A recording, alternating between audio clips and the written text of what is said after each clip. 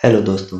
आज हम सुन रहे हैं एक ट्रैवल स्टोरी, पंचमढ़ी की यात्रा, जिसे लिखा है लवनीत मिश्रा ने। हरियाली और वन्य जीवों से परिपूर्ण सतपुड़ा के घने जंगलों से घिरा पंचमढ़ी अत्यंत सुंदर और मोहक स्थान है। मैं और मेरे मित्र पंचमढ़ी जाने की योजना बनाई। सब कुछ तय समय से हो गया। हमारी रात 9 बजे की ट्रेन थी। हम उस समय वाराणसी आए थे, तो हमने पहले वाराणसी से पिपरिया की ट्रेन बुक कराई थी, क्योंकि पिपरिया से पंचमढ़ी बहुत निकट है। खैर, शाम को वाराणसी की गंगा आरती देख हमने अपना सामान लिया और स्टेशन के लिए रवाना हो गए। तंग गलियों से होते हुए हम जैसे तैसे स्टेशन पहुंच ही गए और प्लेटफॉर्म पर पहुंचकर हमने पहले से ही खड़ी ट्रेन में अपना सामान अपनी निर्धारित सीट पर रखकर चैन की सांस ली। ट्रेन वाराणसी में बिल्कुल खाली ही थी, मात्र चंद लोग ही थे। तभी हमारे साथ वाले एक यात्री से हमारी बातें शुरू हुई। उसने हमें ट्रेन में होशियार होने को कहा और लूटपाट चोरी की कहानी बताने लगा। उसने बताया कि ट्रेन जब मध्य प्रदेश की सीमा में प्रवेश करती है, तो सतना जंक्शन के अक्सर लूट की वारदात होती है। यह सुनकर मैं और मेरे मित्र के होश ही उड़ गए और सहम कर हमने एक दूसरे की ओर देखा।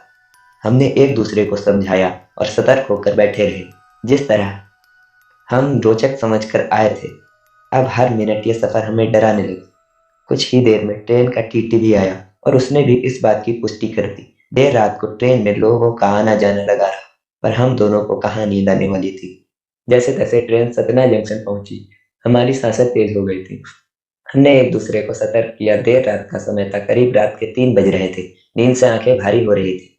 सबने अपने कोच के दरवाजे बंद कर दिए थे, मानो सभी यात्रियों के मन में एक सा भय था। ट्रेन सतना रुकी और निर्धारित समय से चल पड़ी। जैसे जैसे ट्रेन आगे बढ़ रही थी, हमारी चिंता भी बढ़ने लगी।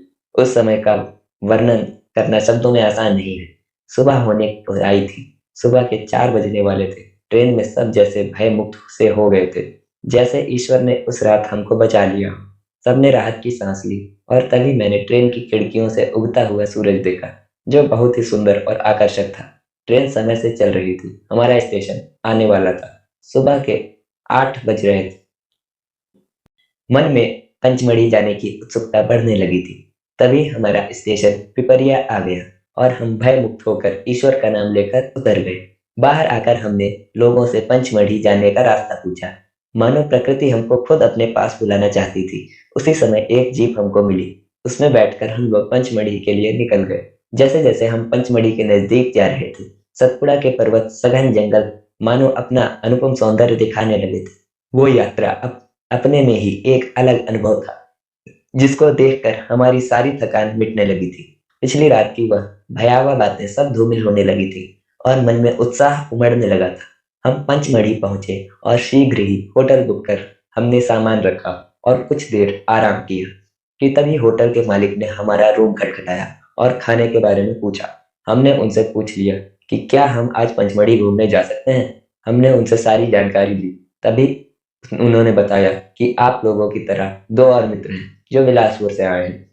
अगर आपको ठीक लगे तो आप सब साथ में ही पंचमढ़ी घूम सकते हैं। हमने भी हाँ कह दिया। वो उसी होटल में हमारे रूम के निकट ही रुके थे।